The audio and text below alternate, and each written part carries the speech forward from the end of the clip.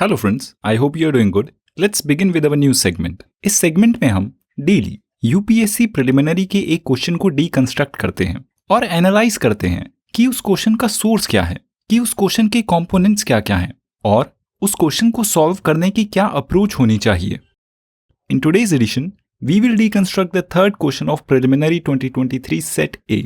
ये क्वेश्चन है जियोग्राफी से और ये काफी अच्छा क्वेश्चन है जो जियोग्राफी की फंडामेंटल नॉलेज और स्टूडेंट्स की जनरल अवेयरनेस को भी टेस्ट करता है। इस क्वेश्चन में 3 ट्रीज के नाम दिए गए हैं, जैक फ्रूट ट्री, महुआ ट्री और टीक ट्री, और पूछा गया है कि इनमें से कौन से ट्रीज डेसिडियुअस है। और इस क्वेश्चन में भी like the previous 2 questions elimination का कोई ऑप्शन नहीं है, जो इस क्वेश्चन के टफनेस लेवल को बढ़ा देता है। तो इस क्वेश्चन को सॉल्व करने के लिए जो बेसिक नॉलेज आपको चाहिए वो है कि डेसिडियुअस ट्री क्या होते हैं। अगर आपने बेसिक एनसीईआरटीज को रेफर किया है अपनी जियोग्राफी प्रिपरेशन के लिए तो आपको ट्रीज की बेसिक टाइप्स का पता होगा। ये एक फंडामेंटल नॉलेज है। For example evergreen trees, डेसिडियुअस trees, coniferous trees वगैरह। तो इस बेसिक टॉपिक की प्रिपरेशन में अगर आपने नोट्स बनाए हैं तो आपको पता होगा कि डेसिडियुअस ट्रीज इंडिया में most common type of trees हैं और ये पेड़ का टाइप हर पतझड़ में अपने लीव्स को शेड करता है। और एनसीईआरटी में इस ट्रीज के एग्जाम्पल लिस्टेड हैं, टीक, सैल और people.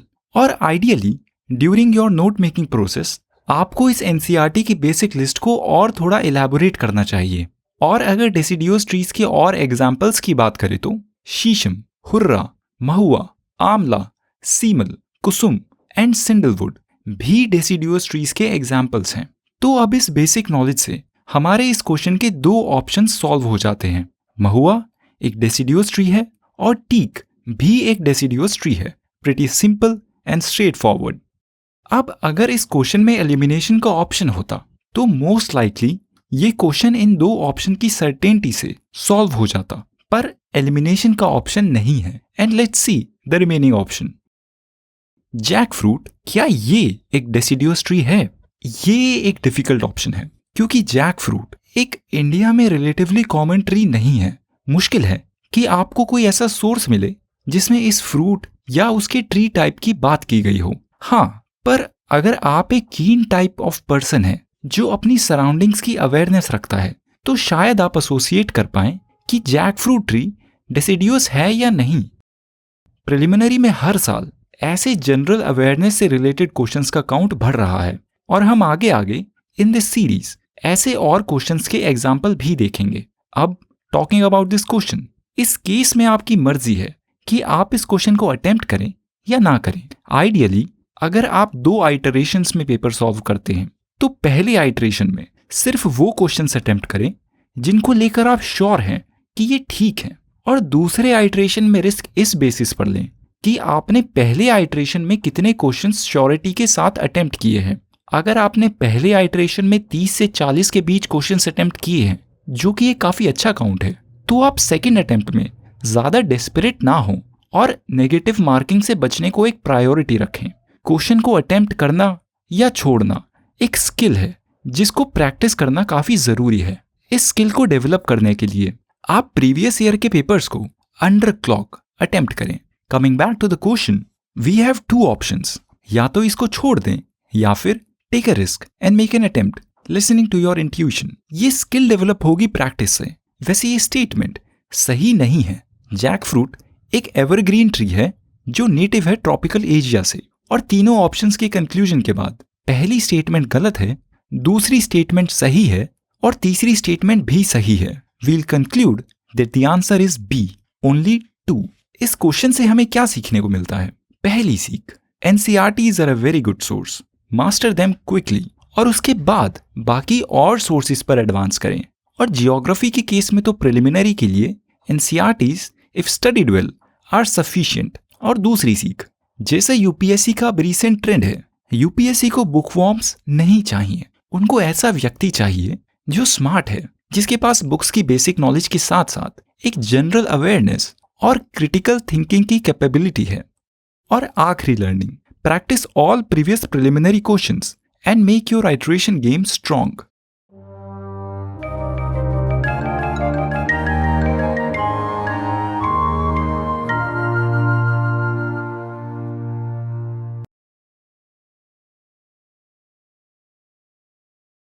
Let's move on to the current affair events for today. ये आज की पहली न्यूज है पार्लियामेंट से, जहां लोकसभा में कॉन्स्टिट्यूशन 128th अमेंडमेंट बिल 2023, जिसको नारी शक्ति वंदन अधिनियम के नाम से भी जाना जाता है, उसको पास कर दिया है। पार्लियामेंट और स्टेट लेजिस्लेटिव असेंबलीज में वुमेन को रिजर्वेशन दिला रहा ये बिल एक लंबी कोशिश के बाद कल लोकसभा में पास हुआ है। ऐसे एक बिल को लगभग 27 साल पहले पार्लियामेंट में इंट्रोड्यूस किया गया था और अब कल 8 घंटे की एक लंबी डिबेट के बाद इस बिल को स्पेशल मेजॉरिटी के साथ पास कर दिया गया है। इस बिल को लोकसभा के सिर्फ 2 मेंबर्स को छोड़कर सभी मेंबर्स ने सपोर्ट किया है और अब आज इस बिल को राज्यसभा में इंट्रोड्यूस किया जाएगा। और क्योंकि ये एक कॉन्स्टिट्यूशन अमेंडमेंट बिल है, हो सकता है कि इंडिया के आधे स्टेट से भी इसके लिए कंसेंट लेनी पड़े। ये बिल वुमेन को लोकसभा और स्टेट लेजिस्लेटिव असेंबलीज में 1/3 सीट्स पर रिजर्वेशन देगा, पर इसकी इम्प्लीमेंटेशन हर 10 साल में किए जाने वाले सेंसस के बाद किए जाने वाली डीलिमिटेशन एक्सरसाइज के बाद होगी। और इस डिलेड इम्प्लीमेंटेशन की वजह से ही इस बिल को क्रिटिसाइज भी किया जा रहा है। ऑपोजिशन का कहना है कि इस बिल को जल्द से जल्द इंप्लीमेंट किया जाए और अगले साल होने वाले लोकसभा इलेक्शन में वुमेन को रिजर्वेशन दी जाए। इस बिल से रिलेटेड एक और मेजर डिमांड ये है कि इस बिल में वुमेन रिजर्वेशन के अंदर एक और सब रिजर्वेशन होनी चाहिए शेड्यूल कास्ट, शेड्यूल ट्राइब और ओबीसी वुमेन के लिए। अब डीलिमिटेशन से इस बिल का क्या रिलेशन है, इस पर हम ब्रीफली बात करते हैं। इस बिल में मेंशन्ड है कि वुमेन के लिए सीट्स की रिजर्वेशन इस बिल के पास होने के बाद किए जाने वाली पहली डीलिमिटेशन एक्सरसाइज के बेसिस पर होगी।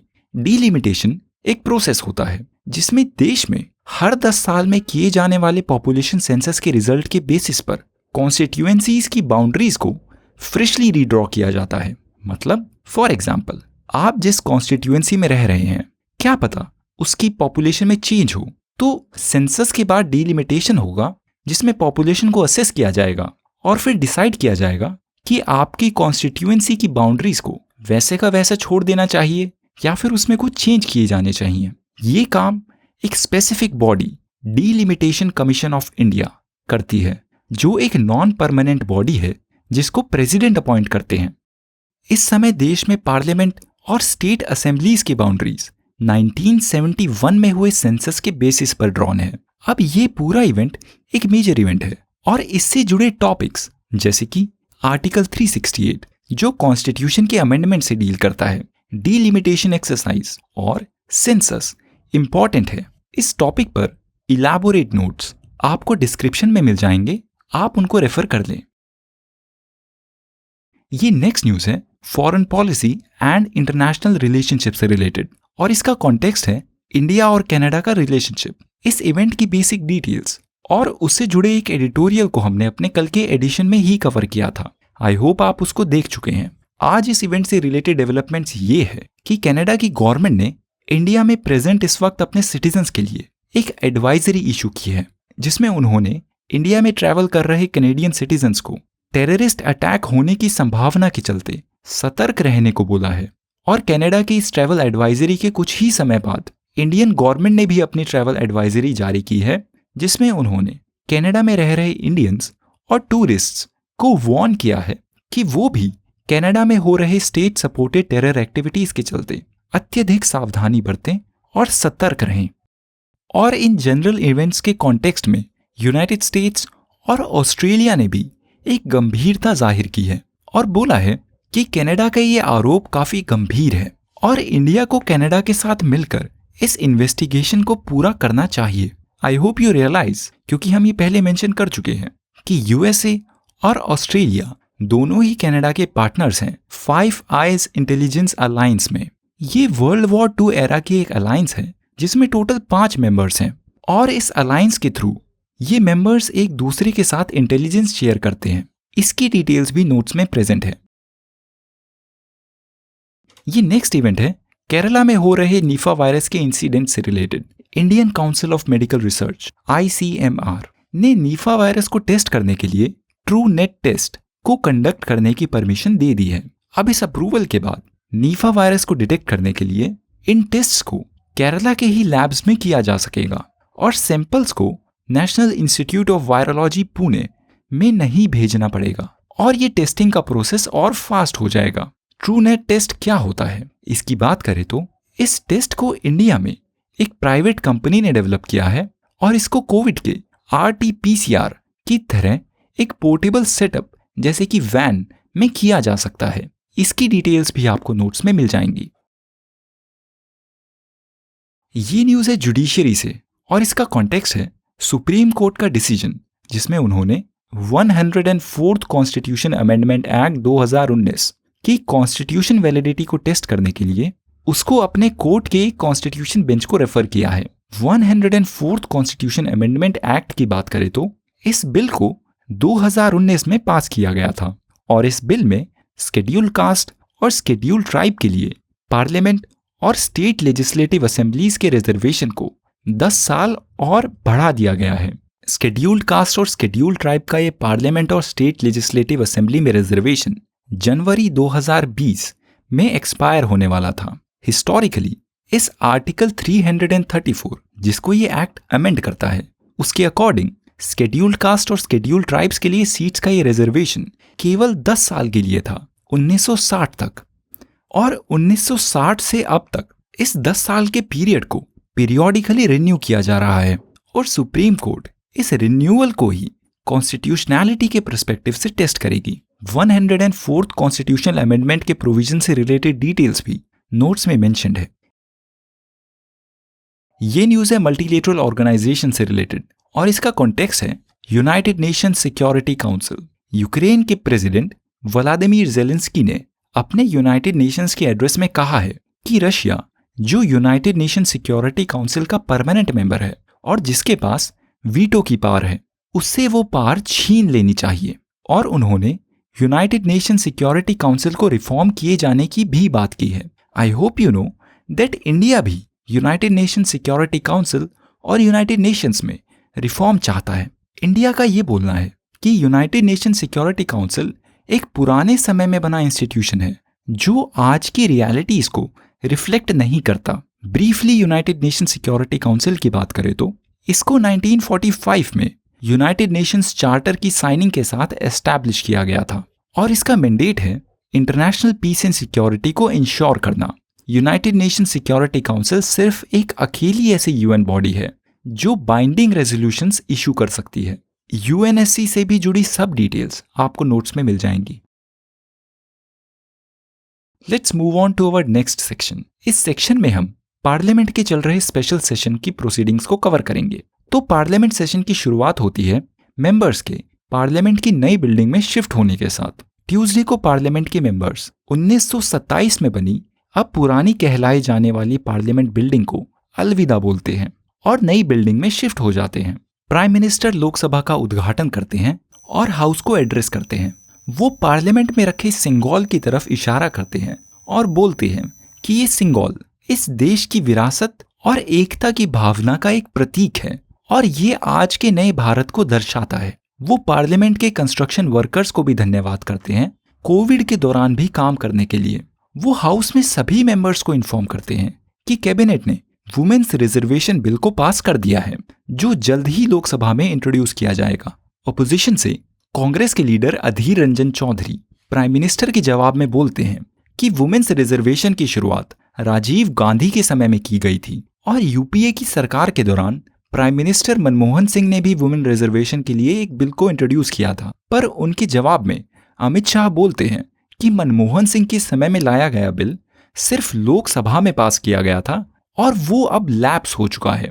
आई होप आपको पॉलिटी एंड गवर्नेंस के basic topic lapsing of bills के बारे में पता है। इस स्पेसिफिक कॉन्टेक्स्ट में अगर बात करें तो कोई लोकसभा में पास हो चुका बिल अगर वो राज्यसभा में पेंडिंग है और इस दौरान हाउस डिसॉल्व हो जाता है, मतलब गवर्नमेंट कोलैप्स हो जाती है या फिर गवर्नमेंट की 5 साल की टर्म पूरी हो जाती है, तो हाउस के साथ साथ वो राज्यसभा में पेंडिंग बिल भी लैप्स हो जाएगा, मतलब वो खत्म हो जाएगा और नेक्स्ट लोकसभा सेशन में उसको फिर से फ्रेशली इंट्रोड्यूस करना पड़ेगा। ये था लोकसभा में ट्यूसडे का बिजनेस। ट्यूसडे को राज्यसभा भी शुरू होती है नरेंद्र मोदी के हाउस को एड्रेस के साथ। Prime minister Narendra Modi house में बोलते हैं कि पुरानी पार्लियामेंट बिल्डिंग में देश ने 5th लार्जेस्ट इकोनॉमी का स्थान हासिल कर लिया है और उन्हें विश्वास है कि इस नई पार्लियामेंट बिल्डिंग में वो टॉप 3 इकोनॉमीज में स्थान हासिल कर लेंगे।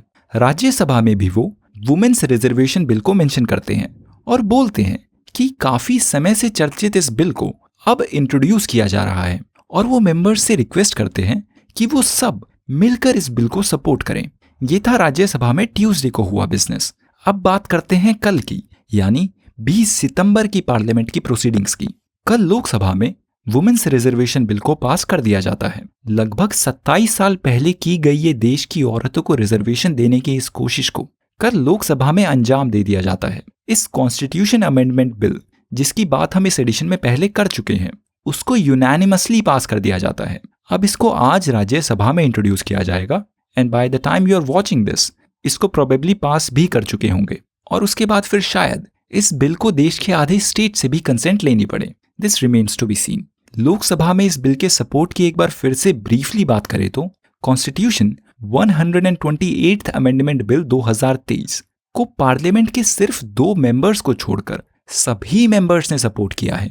और क्योंकि ये बिल कॉन्स्टिट्यूशन को अमेंड करता है और एक कॉन्स्टिट्यूशन अमेंडमेंट बिल को पास किए जाने के लिए स्पेशल मेजॉरिटी की जरूरत होती है।